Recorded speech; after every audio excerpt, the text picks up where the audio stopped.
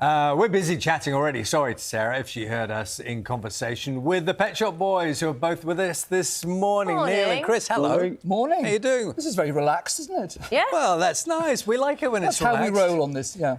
Tell me and share with us, is this nice for you to be doing press? Do you like the whole thing of putting yourself out there? It's a duty, but we try to enjoy it. I mean, this is our 15th album. Yeah. To have got to that phase seems incredible. I remember in 1985, we signed a deal with EMI Records in those days, and it was for 7 albums. And I remember when we signed it, I said, like we'll ever make 7 albums. Because to make 1 album back in the day seemed like a big mountain to climb. And here we are. And here we are at 15, yeah. And with an album we Sofa, how many years ago with... what was she called? Oh, we should check. She was really approximately great. how long really ago? Oh, Selena Scott. Selena Scott. Oh, OK. So we've been doing this for quite a long time. That was our first BBC breakfast appearance, and what was really great about it was halfway through, Chris started a nod off. Well, it was very early. didn't. It was very early. And Selena Were said, you being proper Selena like Scott rock said, stars? Chris! Were you actually asleep? Well, I think I did close my eyes, but I don't think I was fully asleep. I think that's why you've got the glasses on now. So if we bore I actually you, am you asleep could just- now. Yeah. Are you Yeah. one of those people who can kind of just appear to be asleep when you're awake? It's quite a knack if you can do that. I could almost sleep standing up if given half a chance. Just, I call that a superhero skill. I think it is a really the special famous skill. designer Karl Lagerfeld, Yeah. no longer with us, always wore dark glasses. The story is he used to do that. Just fall asleep. To be his rigid Prussian, upbringing, and he'd be sitting ramrod, but actually he'd be asleep. You know what's going to happen now, Chris?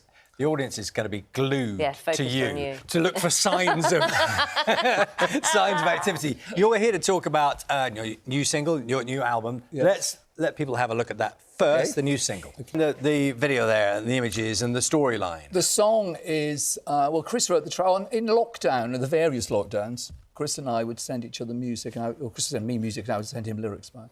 And he sent this track through, and it sounded a bit like Madonna. And I was thinking about dancing, and there was a documentary on the television about Rudolf Nureyev, the ballet dancer, and the song became about him. And, an amazing life, the Soviet Union, defected in Paris, became a huge star in swinging London, knew Mick Jagger and Freddie Mercury, and the song says, in the 60s you could feel the freedom. And so the song is really about freedom through creativity. There is a link, isn't there, with the arts in the sense that you've got him there. You're going to be performing at the Royal Opera House.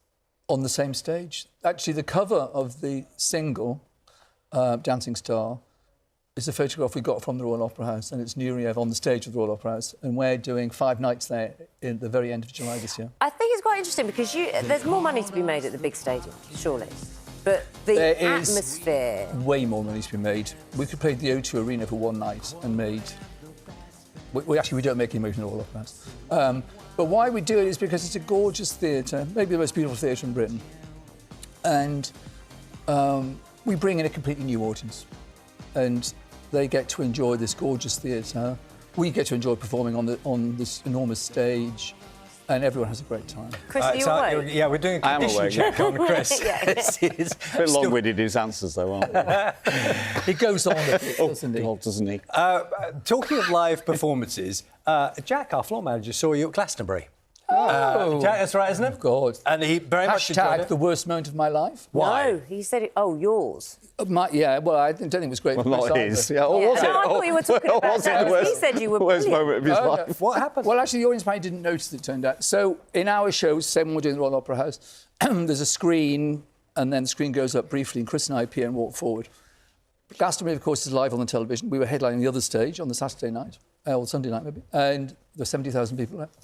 And the screen rose by about 10 inches and stopped. And we just looked at each other. And we couldn't talk because you have your music in your headphones. Huh?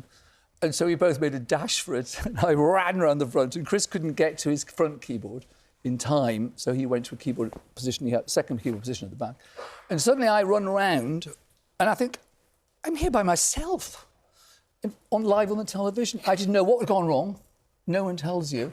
And I had to do the first 6 songs by myself. Who were you? What? With an empty keyboard next to me. And Chris was... And we have 3 other musicians. They were all behind the screen. Oh, so which you was were... still you, stuck. I was playing, but no one could see me. And I was actually trending on Twitter. Hashtag, where's Chris? Which was quite something. It was worth it for that, actually. Was there like a massive roar from the crowd? Well, I had to go off and get changed off the first 6 numbers. And I heard this cheer. And our tour manager came rushing and said, everything's fine now. And then it was fantastic. There's a real rush, adrenaline rush after that, I have to be honest. But you hated the first 6 songs. The first 6 songs, it was really an awful moment. But when you see it on the television, I guess I've learned to be professional. Did it look, Jack? I look relaxed. Here's the witness. Jack. Did you know anything was going wrong? It was brilliant. Didn't notice. He didn't know a thing. There you go. So the crowd was happy. So there you go. Tell us a little bit about the album, because it's been a little while. Is that right, Chris? And what was the moment when you went, do you know what, we got stuff, let's put it out? As Neil said, I didn't realise we were making an album. I was just writing music, sending it to Neil. He was sending music back to me, and we were just having a really nice time writing music.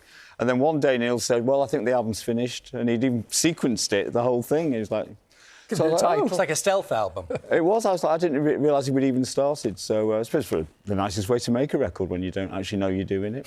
Well, also, because actually, although it's a flippant point, it's a serious point too, because music has come out of sort of pleasure, not under some deadline or a contractual thing or something.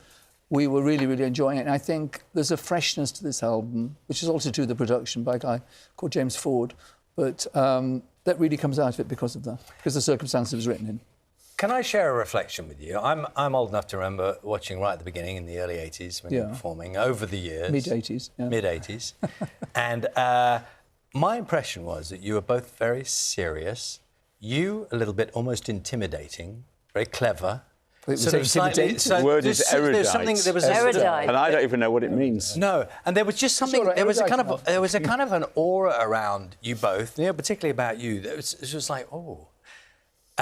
Was that kind of? Because I know, because we've been here. You're very funny people, and you're very charming. And was there an image thing that you were trying to create, a kind of a mystique around, or am I kind of trying to burst the bubble now? There were 2 things. One, we didn't strongly influenced by dance music, and we're trying to separate ourselves from that. So we do present quite a stern image, semi-deliberately, but it's also making the most of what we are. Were you separate then from those acts as well? Like, because we talked to them and they're all, yes, see so-and-so, we're all kind of half in touch, and we all hung out. What was it like for you in the 80s? Well, remember, in that period, the first half of the 80s, I was a journalist for Smash Hits magazine.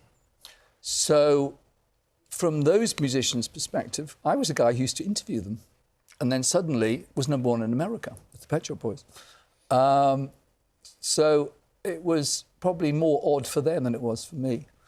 But we were definitely a different thing, and then a lot of dance music came into the charts at the same sort of period, and that initial wave of the 80s sort of faded a bit. Chris, you're a qualified architect, is that right? Not quite. You're an unqualified architect. Yes, you wouldn't employ me. You've got both degrees, though. I did 5 years of it, and I did the BA and the B-Arch. But to qualify, you've got to work for a year and then do Part 3. OK, so you basically are, but you haven't done it? No. What do you think of the place? What do you think? You have a look around? Actually, it's amazing what's happened around here, isn't it? I mean, look at it. It's amazing. Yeah. Yeah, it's great. And why was the success kind of kicked in, did it? So you were able to...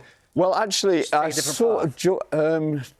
when I went back to do the B-Arch, the Pet Shop Boys was happening, and I was sort of flying off to New York at the weekends to record with Bobby Orlando at Times Square, and it was so exciting doing all of that. It was very difficult to come back to Liverpool and carry on doing architecture, so I sort of slightly lost interest towards the end of the course, really, because the Pet Shop Boys was beginning to happen. But didn't you say when you were doing like a tutorial, they would ask you about the Pet Shop Boys? Oh, it wasn't a tutorial, it was the final handing of the work, and the examiners came along, and they seemed more interested in the music than anything else. Did you get a good... I actually managed to scrape through with very little work, actually, to be honest.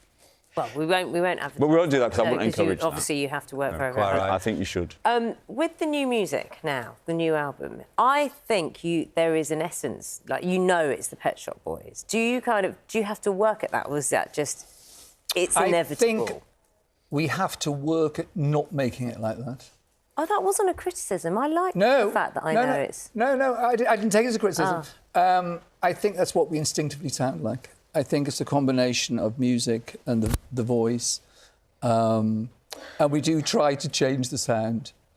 I think if we made a heavy metal record, people would say, there they go, typical Pet Shop Boys. It's, there's something we do to do with the style of chords, and there's always a sort of rich chord progression, and my vocals that creates that. So many of your hit songs over the years are kind of markers on people's lives, moments in time, significant things. Do you have people sharing those kind of stories with you, saying, oh, that song reminds me of... We do. We even have it in our sort of circle of people we work with, people who've got... Ez Devlin, quite famous stage designer now, met her husband working on the Pet Shop Boys musical. And actually, there's actually a load of instances like that, to be honest. And also, we did the show we're doing, Dream World, the tour, which starts again in the end of May.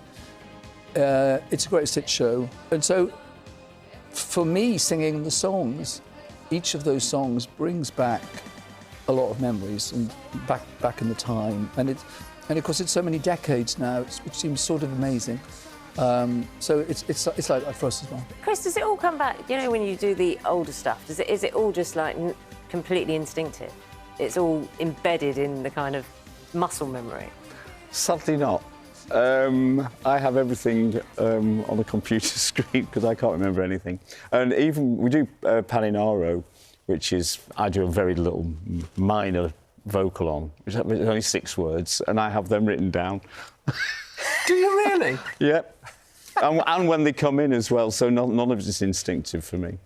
That's honest. That makes a lot of sense. Yeah. I think that makes a lot of sense. Mistakes. I'd do that. I don't make any mistakes. I'm sight reading the whole show. I always think it's amazing that classical musicians, if you're playing a violin concerto, the orchestra have got sheet music. You're playing a violin concerto or piano concerto, whatever, you have to memorise the whole thing. I know. I don't know how they do it. I know it. It's been so lovely talking to you. It's Oh, is it over? nice. I'm sorry. It's over. We could have chatted for a long Could time. have done. Can we not hit a red button and carry on? Nonetheless, but I like the way you did that. Yeah. Nonetheless, Nonetheless, the album. The album name is... And was it 5? Is it 5 nights at the Royal Opera House? 5 nights at Royal Opera House. We're also playing in Belfast for the first time in 33 years. Nottingham, Manchester, Glasgow, Birmingham, Europe. So, yeah. Enjoy. Lovely to see you. Chris, thank you for That was staying fun. with us. Thanks for staying awake. Yes. Take it. Thank you. The least I could do.